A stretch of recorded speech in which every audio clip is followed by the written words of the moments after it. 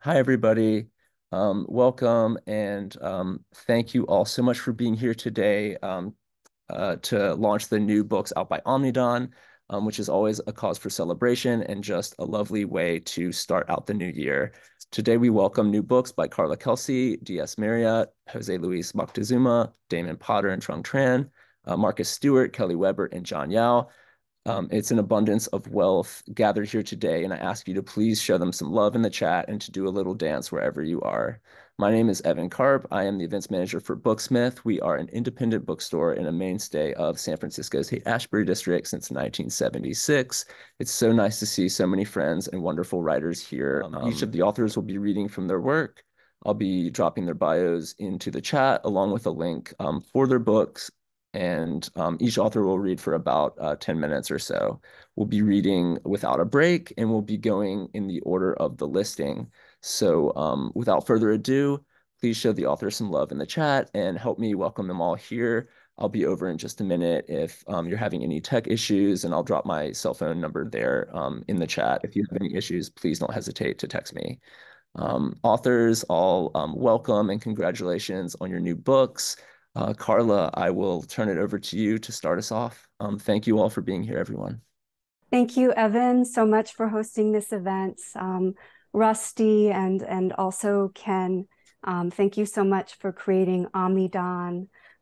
Laura, for this beautiful book, the body of the book, the text of the book.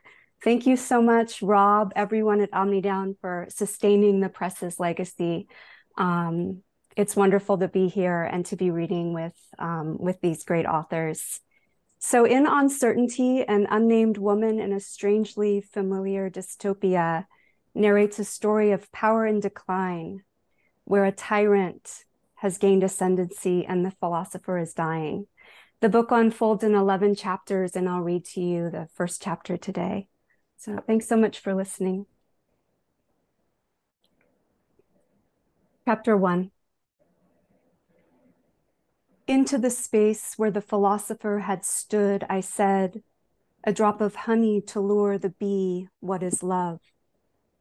To the tyrant flashing across the screens of our devices, I said, you couldn't possibly understand. Together we make a series of small mirrors, a spit of broken glass. The tyrant had said, great love exists in selecting one thing over all others, building a villa from what had been a mosque and placing, for example, a bed so that through horseshoe-arched windows you wake to the sea, a liquor cabinet fitted into the mihrab's niche. Or instead of inhaling the bee into a glass container, welcoming the bee into your mouth. You should, he says, welcome the bee into your mouth. You should welcome the apparatus holding open your mouth while at the same time constricting your vocal cords and thus, he says, produce silence. What is love, the philosopher smoothing back his shock white hair had said, but standing naked before the sea's blind gash, regardless of whether or not the tyrant and his drones watch. Dismissing the screen of my device with the tremor of his paper hand, the philosopher had said the dirt patch where nothing grows might yet come into distance. But beauty separating from its context becomes a complicated statement. Cruelties of the eye matched by cruelties of the sting. This said while on the wall-sized screen, crystalline droplets separate from their wave.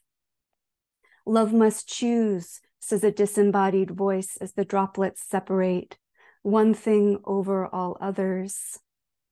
In slow motion, again and again, the droplets separate. I begin my lecture on the philosopher's major works saying, before the 18th century discovered violet, violets were blue and the purple snail was red. I say Delphic priestesses had been referred to as bees, and in Egypt, bees flew up from Ra's tears. The name of each thing anchors material fragments to time, and philosophy cannot ignore this. Lecture interrupted. Across the screens of our devices, the tyrant announces plans for what he's named New City, to be built frugally and fitted out with virtual reality skins, thus severing object from vision. Diazinon, acutely toxic to birds, is sprayed nevertheless over lawns when forsythia begins to bloom. We admire the flowers, quietly bury the birds by the shed. The tyrant, taking as had Napoleon Bonaparte, the bee in flight as his insignia. Not until much later will we understand what it means to have seen the last of the deer. I went looking for the sea's blind gash and found the horizon to be a brown haze, marine layer refusing dissipation. I found roses dusted with sulfur as bees are woven into wall hangings, carpets, upholstery fabrics. I, then, not pointing to a specific physical or spiritual object, but to frameworks within which our experience might be described. Waking to find my abdomen slightly furred. The invention of virtual reality skins applied to windows at first a fad for changing the view. An instance of, if only. Constructing a built environment includes the fact that I, when searched for, has yet to be found. Virtual reality skins transform the apartment building before you, its satellite dishes and clotheslines exchanged for the sea. Failing bee colonies, we would eventually learn, had been reinvigorated by nanodrones fitted out with strips of fuzz made from horsehair paintbrushes. Even when built frugally with cast concrete panels and steel, the practice of construction includes future light dawning over rubble, and thus destruction becomes incorporated into structure. A nanodrone taken into the body allows the tyrant to map his subjects from the inside out. What is artifice if not a beckoning device, the philosopher had proposed, turning his back on the screen and so persuasive with his aquiline nose, shock-white hair.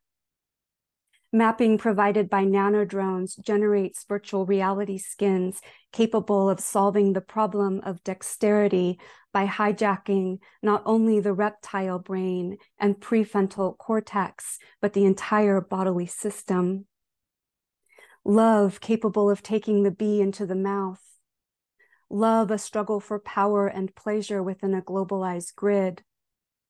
Love, regardless of theory, you become it and it becomes you.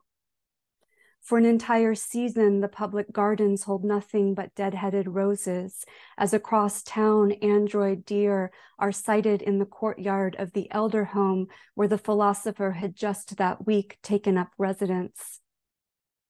Time, a process that softens rubber, thins glass until generational slashes of old flowers reframe what had been objectively established.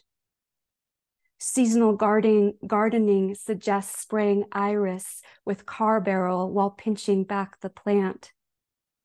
I am I. We know this with certainty, but what does it mean to believe it?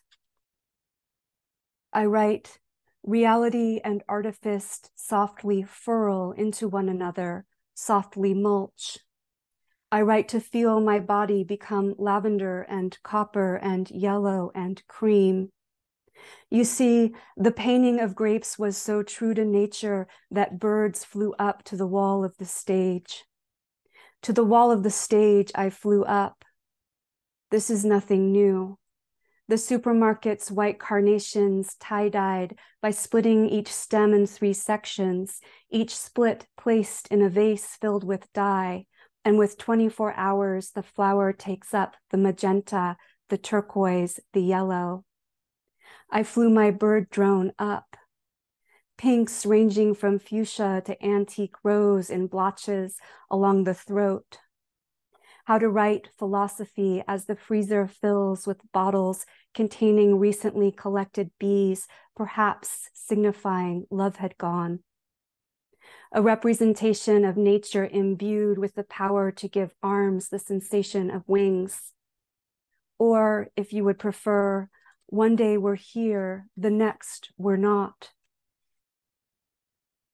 And then the philosopher, struggling out of his heavy beekeeping jacket, says into my recording device, the phrase I know falls short when confronted by this landscape's limestone masses, because approached from the east, they become the bodies of semi-abstracted sculpture, abandoned, lounging in a meadow just beginning to flower.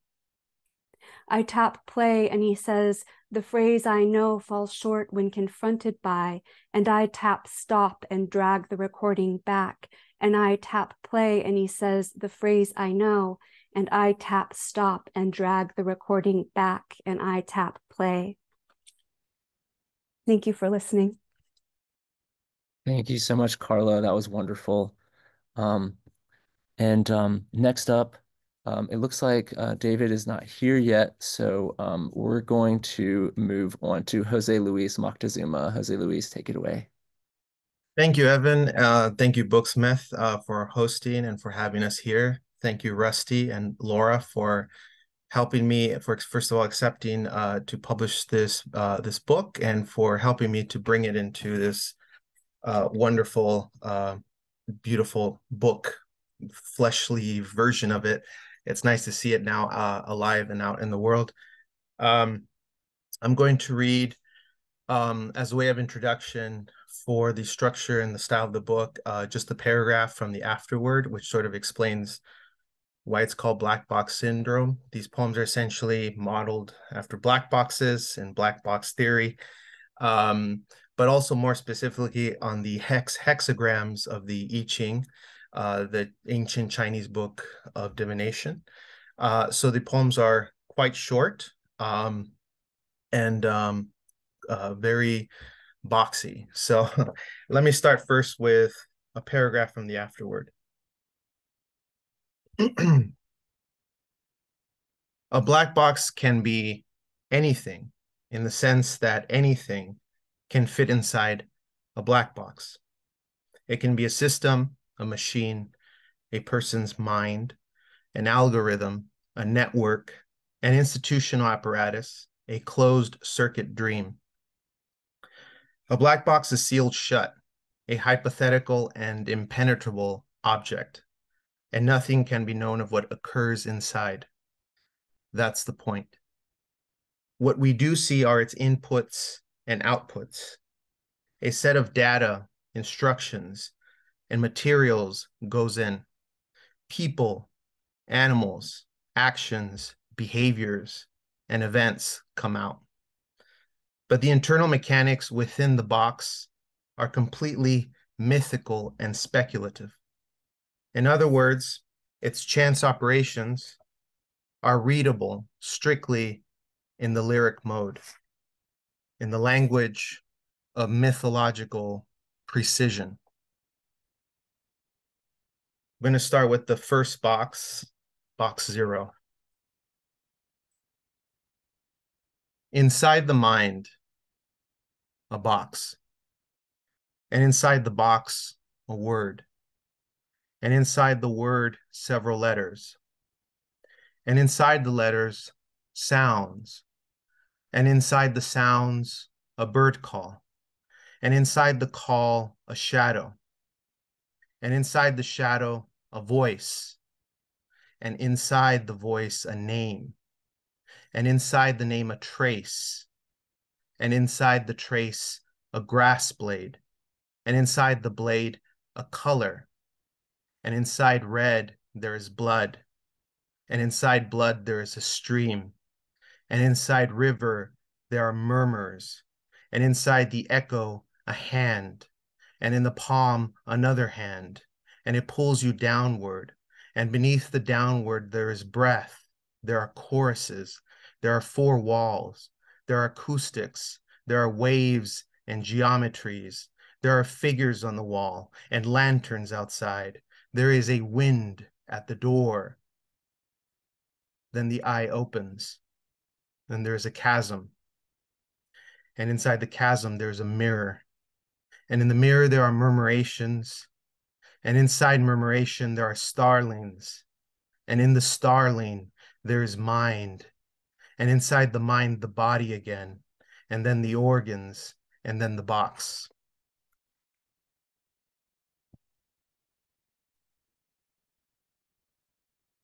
The supply chain is an allegory for the ways the black box breaks down our collective fantasies concerning the borderlands and its intangible affects. There is no here and there is no there. There are no states which are united in us or in the language we speak. There is no identity crisis other than the dark core of HMM Algeciras, ambling blindly along the mystic canals of Panama in search of interval.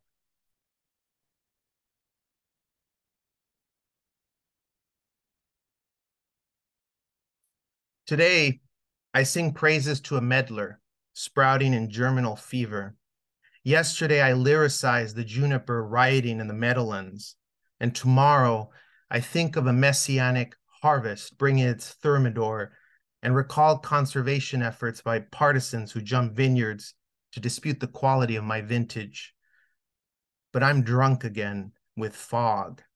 The snow and sleet pressure me into belief in this new world order. We might think of the box as a kind of wellspring in which the rope and bucket descend and descend, and the floor is never reached. A distant sound of water drops rises in the air, and a temperature that conceals the color in the grate, that keeps the inside from the out. A hairpin made of trinitite or fordite clasps a lock of hair that I threw into the well, which doesn't change, only my memory of her.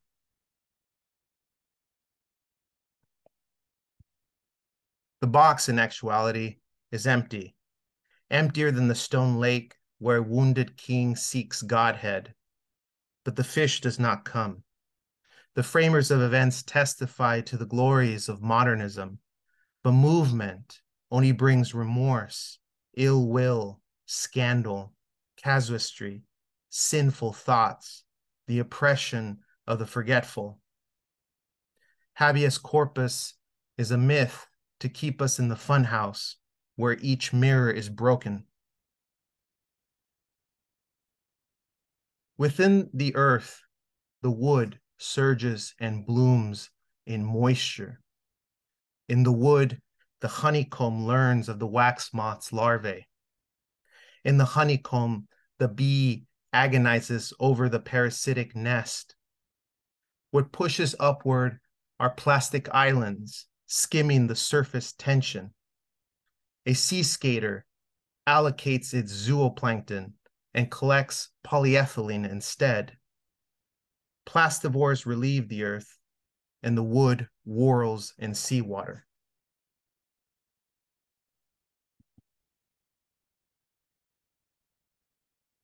A gathering of the trillion assets, a magic carpet array of debts and derivatives, where deconstructions cling like tetrapods on the coast. They manage risk as wind manages erosion, sealing heaven from earth's resentment. Conspiracy of breath, a breathing together of those who spy on us from space, the so-called Plutonians, who wager psychiatric success at high tide, memorizing complets for song. The form that fish in a tank make under fluorescent light invisibilizes them, much like a melon covered in willow leaf, or the sensation of running into a wall when the sky brightens. A plastiglomerate effect in which gills and scales and debris are plasticized into a new atomic arrangement, underwater where the light breaks up and leaks in oily patterns and microplastic particles emerge, break, merge. Last two. I want to believe that at the foot of the mountain there is a lake, and at the foot of the lake there are craters that drink of the lake and drink of the mountain slowly, amicably, like a vampire bat that kisses the throat with kindness. Its love is dark as the inside of a blackberry, now glittering, now cloud shadow, in the ravine flowing through the mind, a sigil wrapped inside words, inside codex. Come under this red rock. Come under this red rock. They say the shadow is a place of moisture or perhaps blood. My father delivers me from nonsense when I serve him the bowl, and suddenly I am a father of nations. The magician will write of me and label my conquest destiny. The black box predicts stocks will rise, the oceans will rise, plastic islands will rise, the temperatures will rise, a million migrant boats too. Thank you. Thank you, Jose Luis. That was beautiful. Next up, we have Damon Potter and Trung Tran celebrating or sharing from Looking and Seeing and Seeing and Looking. Damon and Trung. Hi, everyone. Thank you so much for having us. Can you hear me? Yes? Okay. I think I'll start. And I guess I should say a little bit about the book because it's such an odd book, which is I wrote this book at a time when I felt that I needed to breathe. And this was a way of reminding me that breathing was still like an essential part of existing. So this book is very much about breathing. And I wrote it in proximity to my dear friend Damon Potter. This is our second book where we wrote in proximity to one another. So I'm quite proud. And honestly, it was not sure of a book that was written for a large audience or anything because it felt like it was written to an audience of one. But I am going to be reading from the section called Breathing. 1. Some things are easier when written as poetry, when seen as metaphor, when say, it shook me, your words. When you declare yourself a loner, that something said about the self can cut so deeply in the other, as to remind the other of his otherness. He wrote this to me. I am a loner. I read the words as, leave me alone. I cannot tell you why those words cut the way they cut away. When I too wield this blade at will, when I say, I want to be left alone, so as to live alone, that is to say, that I am lonely. I'm afraid of the answer to this question, but right about now, I need to ask, should I be leaving you alone? 2. I helped a woman get up from a chair. I merely extended my arm in passing. She took a hold, and just like that, she stood up right. She held my arm for just an instant, proud of her feet. Today, just this, I held myself again. To be personally accountable is simple in these times. It is, after all, the age of selfies. It is the accountability of others that will cause pain. That nagging pain runs down your back. The friend, the colleague, the neighbor, uncle, who chooses not to see. Claims of complexities. It's complicated, they say. This notion of nuance, as if to say, what are you seeing? It's not what you're seeing. They choose to leave these at your feet. You pick them up, you put them in your pockets, you carry this weight, you feel the nagging pain that is your back. All this because you do not know how not to be the friend, the colleague, the neighbor, his nephew. This is all too familiar to exist in these times. It is about you. No, it's really about me. And this is a strange piece, but I feel like it's a piece about the times we live in, about war. Researching the fetish of masculinity on Sunday morning internet porn. On YouTube, there are videos of men exacting pain, each using the flat of a inflict pain upon another.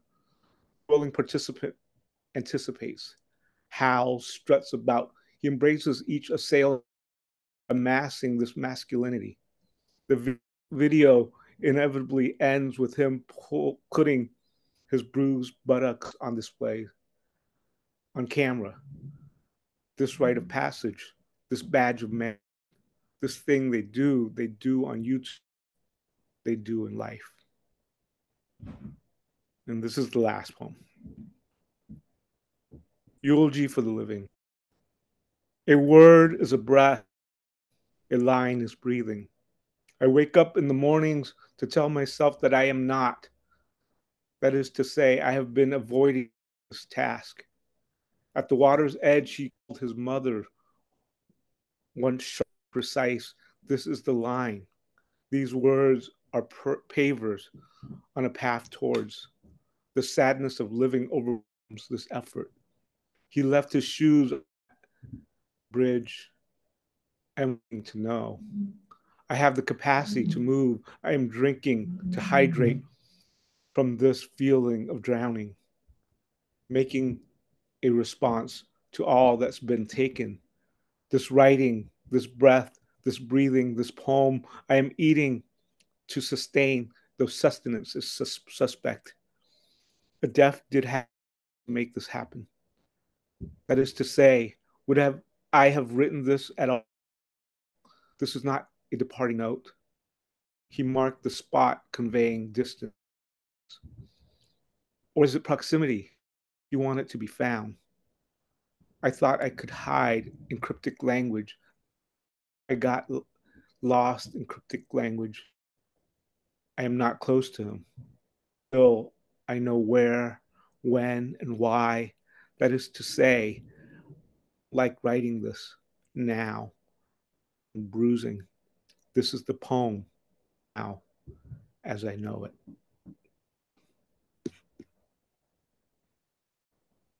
Thank you, Trung. It's always a treat to hear you read. Next up, we have Marcus Stewart presenting Shadows and Clouds. Actually, there's Damon Potter. Oh, I'm sorry. I'm sorry. I didn't realize Damon was going to present. Damon Potter. Let's see. Damon, are you there? Well, Yeah. Maybe he could sign off and come back. Sometimes that helps. I think that's the best. Damon says on, and then he'll figure it out. Okay. Well, thank you, Damon, and sorry everyone. We'll be back with Damon Potter shortly. But for now, we're going to move on to Marcus Stewart. Y'all show Marcus some love in the chat and take it away, Marcus. Thank you. Yes, I'm Marcus Stewart. I'm in Britain, as you might be able to tell from my accent. I'm quite far away. I haven't received my book yet. I'm really looking forward to it. I'd like to say thank you so much to Laura for all the help in putting that together, the design of it. It looks great in the proofs. And I know some people have already received it and they say it looks great as well. I just don't have mine yet.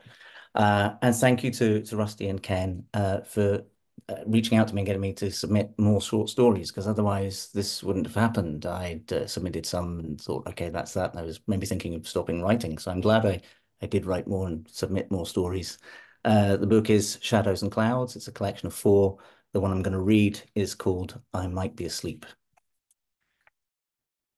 I used to wake up screaming. I had horrible dreams. My mum told me I'd be that tired I wouldn't even wake up. I'd just scream in my sleep. She'd try and comfort me, and after a while I'd be quiet. I still remember some of those dreams. It got better after my mum's friend told her that whatever I was scared of in the dream, I should run towards it, or if something was going to hurt me, I should hurt it first. I should hit it or stab it. Or if I was afraid of falling, I should jump. Or afraid of being alive, I should run into the fire, because all that would do is end the dream. My mum told me that, and it took a long time to do it. But one time there were wolves wanting to eat me, and I couldn't run anywhere. I managed not to scream. I closed my eyes and ran at them. And when I opened my eyes, I was behind them, and they were just sitting around like normal dogs. The dream didn't end then, but it wasn't scary anymore. I don't go far. I go to a little shop on Allison Street sometimes where they know me, maybe once a week. Otherwise, my brother brings me shopping. He doesn't say much, just there you go, drops the bags and he's off. I put the shopping away. I watch TV. That's all that happens normally. The landlord's a friend of my uncle's, so I'm fine here. The small room's empty since Alan went. He was all right. But Jo's still in the big room. I'm glad it's Alan that went and not Jo. I really like her. She's been here longer than me, maybe 5 years. Sometimes she says, "Well, hello there, handsome," as if I'm handsome. And she smiles and it makes me smile. I just say, "Hiya." And I might tell her what I've seen on TV while she's doing something in the kitchen, like maybe putting her shopping away or making her dinner. She'll say, uh-huh, and nod, or maybe very good. Her boyfriend, Gavin, doesn't say anything to me. He stares at me. When I go to the shop, I count off the streets so I know where I am. Langside, Westmoreland, Vicky Road. More to keep myself calm. It's like pulling myself along a guide rope, and each street is another pull. Before I know it, I'm there. And then before I know it, I'm home. I couldn't do it otherwise. If I go much further than that, normally it's like the air comes out of me. I can't breathe. I'd only do it if I really had to.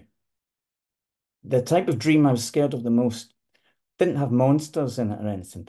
It was just about walking down a street with my mum, and then I'd suddenly be by myself and lost. I'd turn round and walk back the way I came, and then I'd realise it was a different road. It had changed. And I'd look back to where I'd just been, and that would look different as well. Any road I tried to walk back down would be a different road, and I'd be more and more lost. And that was all that would happen. One night I had that dream all night, just standing there, scared, not able to do anything, never going home again, not able to wake up. I know a lot of what happens isn't real.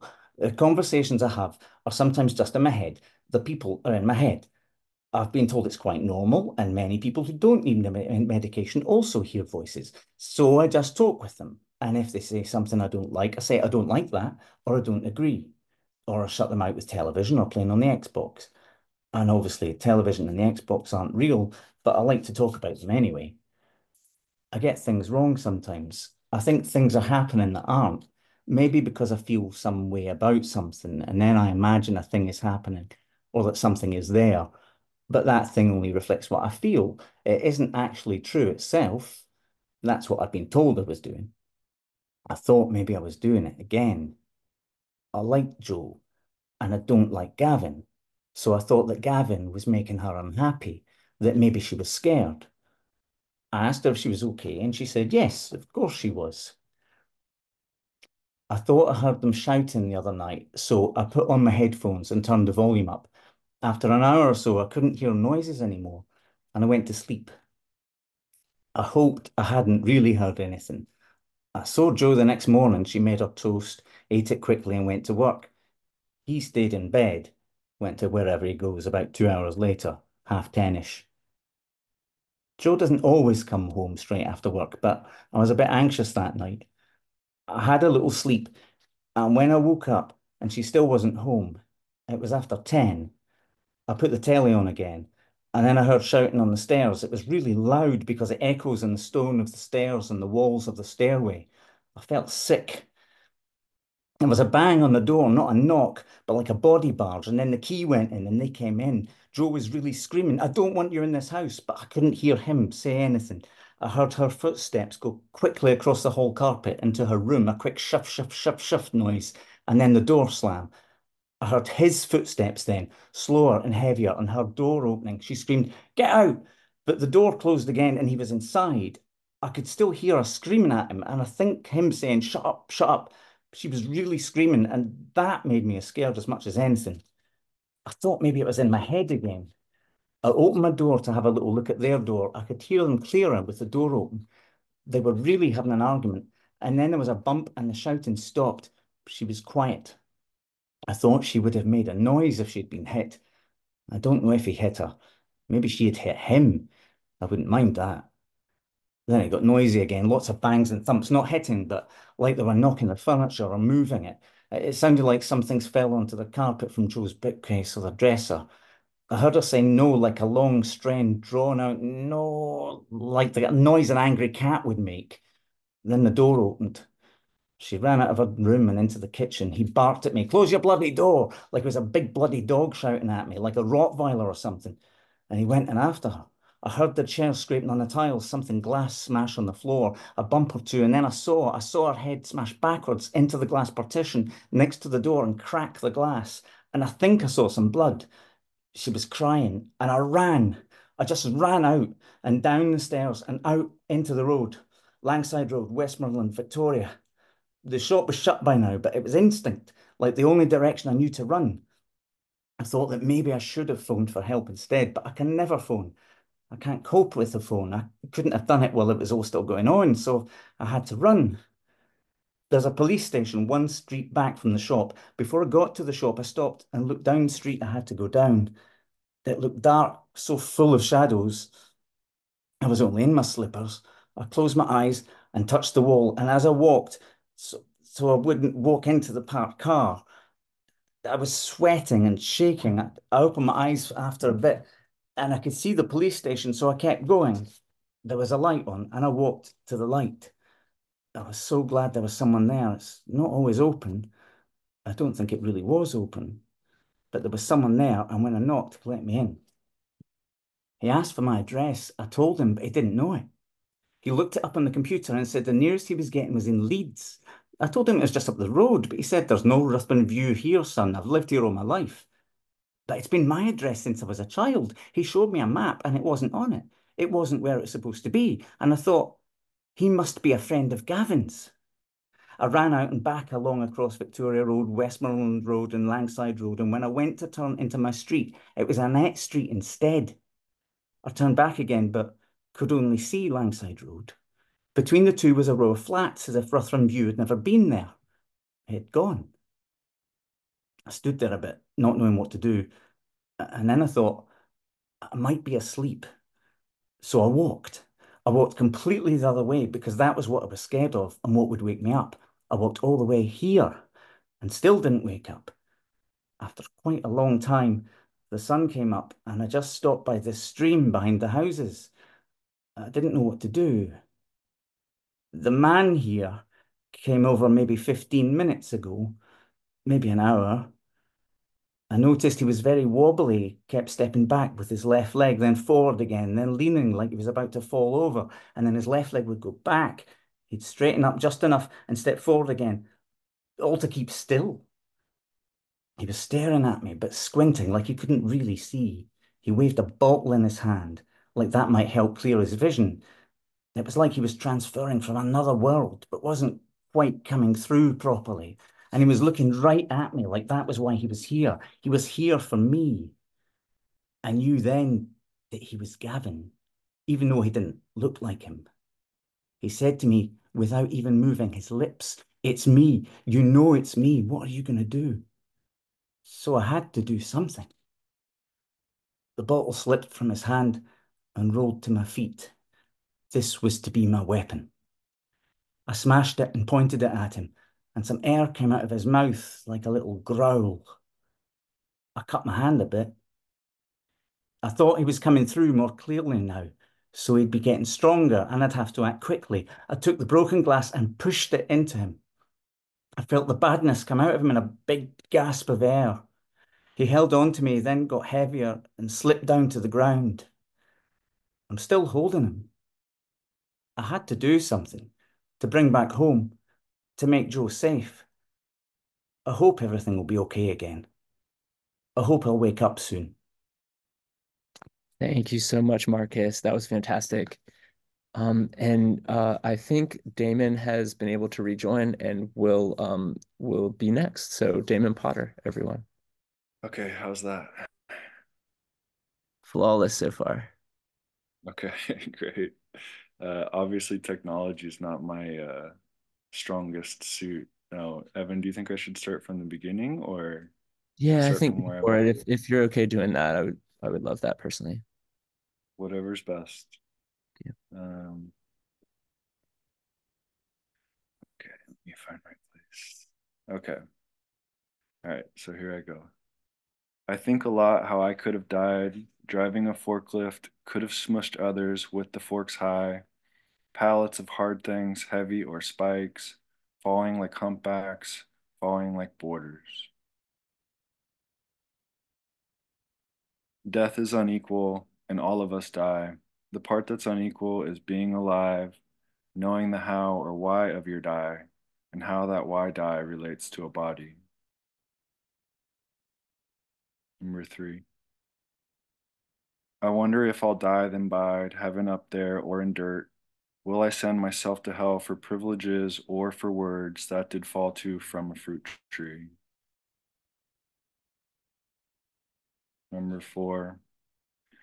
I will die with t-shirt on, made one day at Vietnam. I will die with socks and food, soiled jeans and bedside shoes. I will die, and so will you. We'll all die from different views, do's and don'ts and poisons. Excuse me.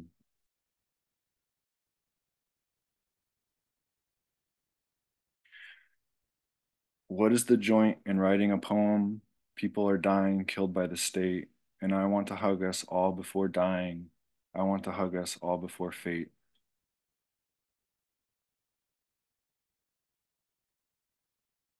Like peppermint sticks or silver York patties, it's cold in my mouth from all the violence. Cops have intent to kill every black man, Latinos, and women. Like just down the street, cops shot a kid hidden by car lids. And in Sacramento, cops shot a man named Stephon Clark.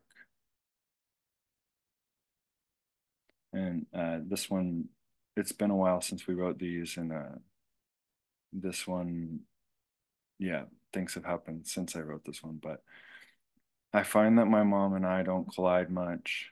When I am dry, high, and feeling fine, she is then sad. She has seen friends who are just dying. She tries to not say or tell me these things. She, I think, knows that I am a desert. And when I am feeling lay in bed rude, she has a hard time accepting my rue and bony fingers. And I have a hard time knowing she's dying, how all people do, and I will miss her. I think that's probably good for me. Sorry again for all the technology problems. No worries. Thank you so much, Damon. That was lovely. Next up, we have Kelly Weber. Y'all show some love for Kelly in the chat. Hello, everyone. Thank you so much, Evan and Rusty and Laura and Ken and Rob and all of the co-readers today. It's a real treat to be able to share this press with all of you, to have a book out with Omnidawn, which is a press I adore. And it's just a real treat to be able to spend this time with you today. I'm going to offer a brief visual self-description before I read. I am a white non-binary author. I have short brown hair and I'm wearing a long sleeve black shirt. And I'm going to be reading poems today from my new collection, You Bury the Birds in My Pelvis. This is a collection that considers and thinks about, in particular, queer platonic bonds and looking at intimacy through an asexual lens. Since I'm ace-aro, I found it was kind of hard to find books that really sort of spoke to what my personal queer experiences were like. So a lot of this book is considering those forms of intimacy. And the first poem I'm going to read is called How to Draw Yourself as Daughter. Begin with you and your mother following the bleeding fox across the field. No, begin with your mother weeping. Birth this story with your body in the mirror, herringboned and hemorrhaging into girl. Your mother's hand cupped over yours, arcing your arm across red fur. Voice a new moon, falling into black water. Study in graphite how girls trust their marrow in blood here. Fasten white buttons across red flannel. Bury dawn behind the sternum. Let's say in this little frame of paper, you step toward her and anything could happen before sunrise, antlers in your throat. Frost and rust revealing every father's tractor on the night highway. A mouth of needles. Grip the pencil and look into your friend's eyes as you both count down to state the animals you are. The word queer is barbed wire strung across pink sky and snow, larkspur and lupine rising from pelvis. Return here to your mother, the fox dragging itself across frozen grass, the widened eye, the small red spooling beneath your hands that don't know what to call forgiveness, what to call mercy. Beneath the fur, beneath the ice, you must know how to draw the skeleton first. After another hospital stay, I confuse all the trees for needles. On these steroids, you fill a vase with water and prairie aster, late winter rain striking the window like nail heads. I touch every bruised hole across my veins, ringed with adhesive. When I was a child, my mother taught me to draw the does fleeing the buck. One day, the world won't have my body in it, or yours. One day, I will reach for your palm and touch cloud shadow. Someone else's thirst haunting outside my skeleton. The way I love most how these bones run beyond me, full of our soft and dangerous hearts. The fence tangled with the doe, her hooves another way to pray, with nothing in your mouth but how the sky breaks into branch shadow on a window, clawed tracks in the dirt. Past the end of the road, meadowlark and rusted screws in the fence post, a light behind the teeth, across the field, across the little twisted spine and blood. Queer platonic, all aspens share a heart system. But what are my lungs if not your hands buried in my chest?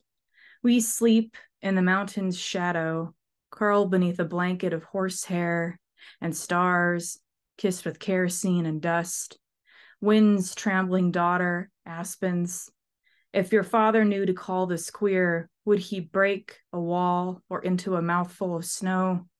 I watched dawn take the peak from our cabin window, char forged to lake's rippled ache, our blood still learning to breathe up here. Pink grafting granite to black sky, stars. You rise and run in fog, a cradle of antlers. If I press your small palm against my side to feel the frantic pulse, frost will gather on your fingers like a window shocked warm. If I erode my breath into praise, I can call this a kind of faith. It is not faith how a mountain gives up its winter, but the shock of killing warmth, fire hungering the lungs of birds.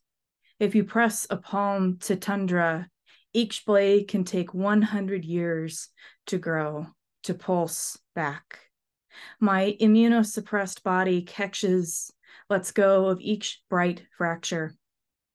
Tell me how our blood locks across distances, hips, a canyon of hard stars. Tell me how I can't even say I love you. My girl mouth, a wire in the dark. I know how to starve for someone's touch. You once scooped a stunned bird, fingers so thin I saw red light through skin. You folded its trembling in your hands and snapped its neck. We used to dance in the horse barn, you gripping my wrists in the old smell of animal sweat. I've risked sharing my breath with you. Thank you. Wonderful, Kelly. Thank you so much. And concluding our readings today is John Yao. Show some love for John in the chat, you guys. All right, here I am. Let's wait. Okay, I'm gonna read from my new book. How about Slant? Thank you, Rusty. Thank you, Ken. Thank you, Don. I read the first poem in the book, since it sort of tells you what the book is not about. Too far to write down. I, humble scribe of clouds, ask permission to make my case. While you scatter ochre cumuli above black orchids and open huts, pull thick violet brushstrokes through cascading green mountains, I watch my poems ferry fiery farewells downstream, dream that I am in two places at once, listening to new ghosts complain there is no room until the old ghosts leave their vestments behind. Hear wisps of weeping, wind gathering in mulberry trees, become wrinkled sheet floating above empty bed. Watch victory and defeat unfurl flags against cold red sky as moon falls its hollow twin into a waterfall's marbled sections. I turn into drops of ink and snow, settling into the repaired space of this poem. The title comes, of course, from Tell It Slant comes from Emily Dickinson, but I'd like to read another person it comes from. Just a second, sorry. You can't scare me, you slanty-eyed yellow bastard. The CIA agent in the movie The Kentucky Fried Movie, 1977. So I hear that word in a number of ways, you might say. Song from EM. This morning, they released my head from the closet where the university stores last century's computers, lesson books proven wrong. I'm told I've become a gas station in a city powered by electric cars, an overdue library card. You were born, shoulders, tears, clocks. You learn different ways you are unnecessary. You don't need to memorize them. I've been told my head is being moved to a better location, being introduced into warm, welcoming environs. I can sing as much as I want, I've been told. This is what it was like for poets in an earlier time. Now it is different, I'm told. Now it is better. Chinatown Blues. Don't keep saying poetry makes nothing happen. I'm not trying to be your surrogate chaplain. I'm going to grow up and be a hatchet man, doing the sharp and shiny thing, being the best I can. Don't tell me the wood is far too green or yellow, or that Mr. Frost, protector of fences, is a jolly good fellow. I'm still going to grow up and tell it slant. Don't even try and tell me that I can't. Stop reminding me I have to watch what I say, be polite, or I'll have to pay and pay.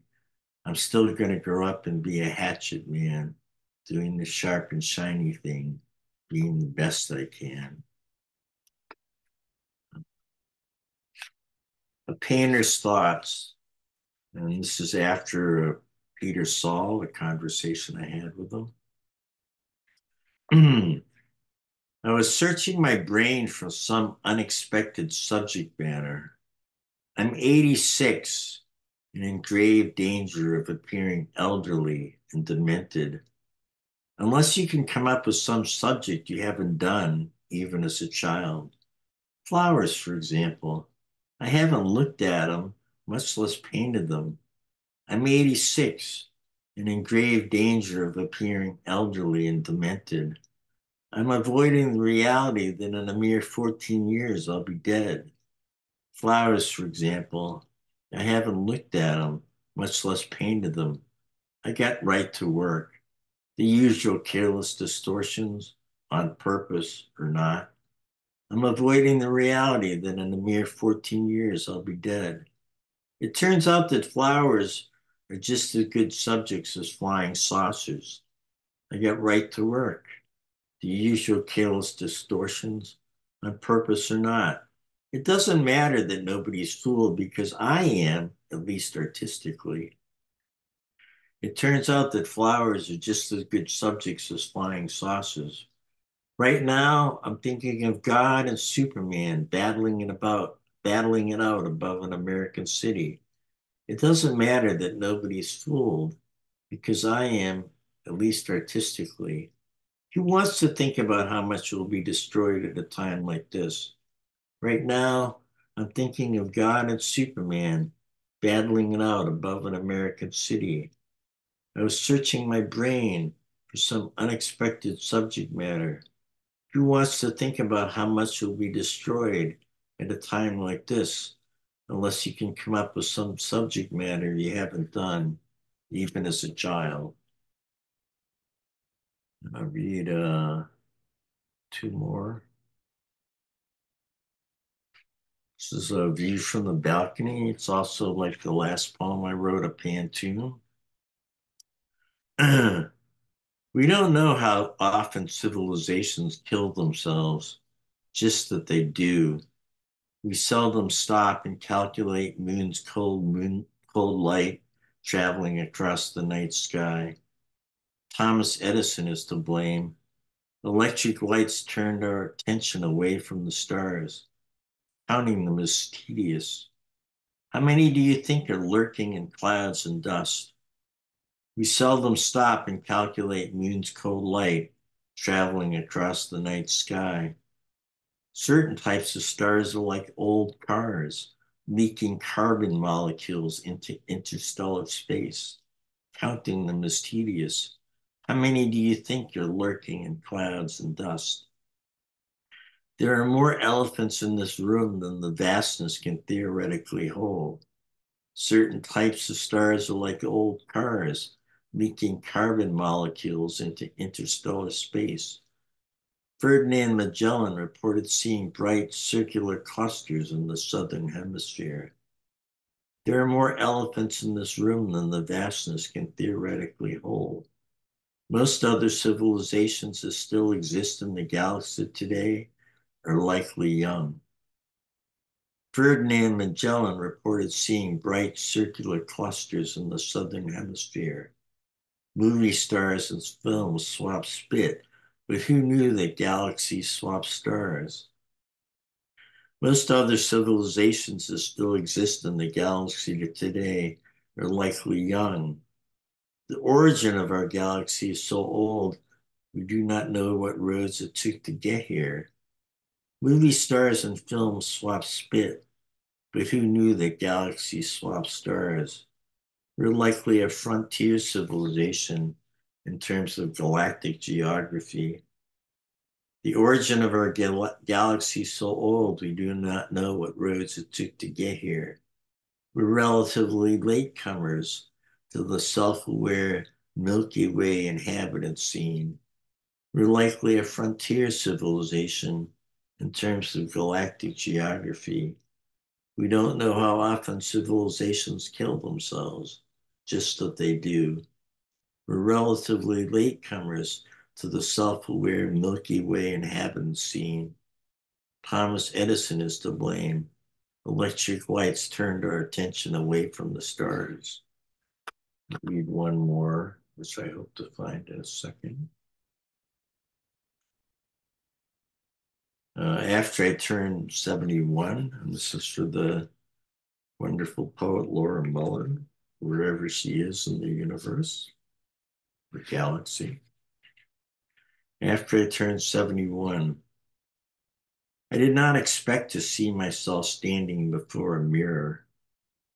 I looked like someone I would never want to meet. I wonder if I've made a mistake without knowing it. I'm sure the word disaster does not tell the whole story. I know there's room for improvement, but I decide to skip over that part.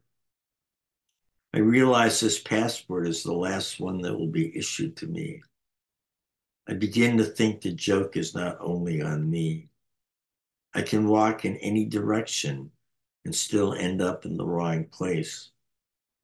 I stop trying to make a list of words I will never use again. I decide making sense is no longer an acceptable form of lying. I think it is prudent to let others do the counting. I often tell strangers that I might start vomiting when the seasons begin to change. I agree that reincarnation is a scam perpetuated by life insurance companies. I liked it when the cab driver called me young man and gave him a smaller tip. Thank you. Stunning, John. Thank you. You're welcome. And thanks to all the authors. I want to turn it over to Rusty Morrison, publisher of Omnidawn now, who Rusty, take it away. Hi, everybody. Thank you. I want to just read since I fully thought that David Marriott was planning to be here, but I was able to come up with a short description that he has written about the book. So I'll at least share that. Letters from the Black Ark, as all of these books are, is unique and tremendous. And so his official name is D.S. Marriott. And he says that this book is about and of dub, D-U-B. The word dub accrues subtle lyric connotations as we see its many occurrences in the book. Some ways to define it are bestow, vest, crown, but also suspend, reverb, echo, and sever. Dub poetry, in other words, doesn't simply reveal or conceal, but also points the way to a knowledge that bestows as well as severs and offers conditions that produce Black poetic music. In this poetry, the tragic catastrophes of recent Black experience, including the Windrush scandal, Grenfell, deadly race violence, are revealed as questions of language as well as of experience. To speak this language is to bestow by what sunders. But this is also why to be dubbed functions as a blow, as an oracle, and as a grim reverberation. In these poems of loss, exile, and obliteration, the poet forces his own downfall and yet metamorphosis. So I just wanted to share that. And then I want to say briefly to all of the poets, and I want to thank Booksmith and Evan Karp, and to say it's such an honor to be able to participate in bringing these important books to readers. I'm grateful to each of you, and I tried to write something to each of you in a chat, and I am just thrilled with every one of these books. They are unforgettable. And of course, every book is unforgettably unique in its own way. But I will say that these books do have some things in common, even though one is a book of fiction. Here are 3 things they have in common, to my mind. That the authors use form and content, even the fiction does, to question the prevailing conventions of our culture. Second, each author uses arresting sensory detail to give readers insights into their protagonists' experiences. This allows readers to live vicariously and thus to come to their own conclusions and insights about those experiences. And finally, each of these authors, in their own unique way, reflects a version of Omnidawn's mission, which is to publish work that questions, in both form and content, the prevailing limits of our cultural convention, and to explore both internal and external boundaries, and to find the means to push with compassionate insight the limits of risk and teach that to all of us by their example. I also want to say it is a privilege to work with Laura Joachimson as my co-publisher. and that we both hold the memory of Ken in our hearts. Laura and I understand that we must be intuitive decision makers using the guidance of our board and advisory board to continue to renew and invigorate this press. Sometimes week to week, changes have to be made so as to stay on the forefront of what we call a continued omnidawning, forgive me, and to stay in the valuable space that is independent publishing. Laura and I are also very lucky to have what is critical to us, the work of our volunteers, and those who receive a small stipend, but nonetheless do so much more than that stipend could cover. I'll name them in alpha order by first name: Jeff Kingman, Jennifer Metzger, Katie Tomzinski, Rob Hendricks, and Sophia Carr. And I want to acknowledge our poetry editors who do receive a very small stipend, but who don't do so much for us. Rob and Laura, as well as Anthony Cody, Kimberly Reyes, Sharon Zetter, and Liza Flum. And lastly, but not least, I want to thank every one of you who have given us your time and attention to be here to watch this event, to thrill with me, I hope, with all of these authors' work, and for caring about us enough to give us your time and your attention and to buy our books when you can. I just want to thank everyone. This means so much to me. Thank you so much, Rusty. And again, to all of the authors, congratulations on your books, and thanks so much for sharing some of your work with us today. I know if everyone's like me, they're gonna want to read the rest of your work, and to do that, you can click through the links just beneath the video. You could also get them straight through booksmith.com or omnidawn.com. Is that right? Yeah. Actually, they would get them through, if they go to Omnidawn, they'll see that they go to UCP CDC.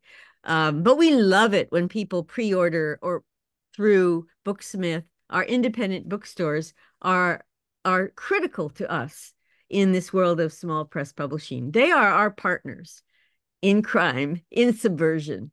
And so if you pre-order through them, you will thrill us. And some of these books are immediately available on pre-order, and some will take a little time. But if you will, it's worth waiting for Booksmith to bring them to you. Thank you for saying that, Rusty. And I'll also say that if you live far away from Booksmith in San Francisco and you have a local independent store that you like supporting, it's totally okay to go get the book from your local neighborhood shop. Yeah, order there, then they'll learn about Omnidawn. So indie bookstores. Thank you. Thank you all for sharing some time and space here on the first Sunday of the year. I hope it treats you well going forward, and hope to see you all again soon for another Booksmith event. Thank you.